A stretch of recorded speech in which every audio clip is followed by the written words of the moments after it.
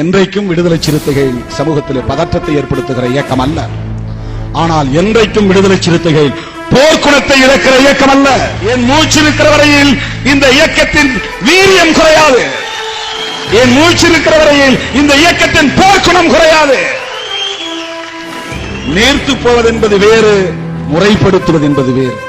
இந்த கட்சி டைலூட் ஆகவில்லை, பாலிஷ் ஆகிறது. கண்ணா பின்னா என்று சடைமுடியை வளர்த்துக் கொண்டிருப்பது ஒரு வகை. ஆனால் அந்த சடைமுடியை வெட்டி அழகாக கிராப்பாக மாற்றுவது என்பது ஒரு முயற்சி.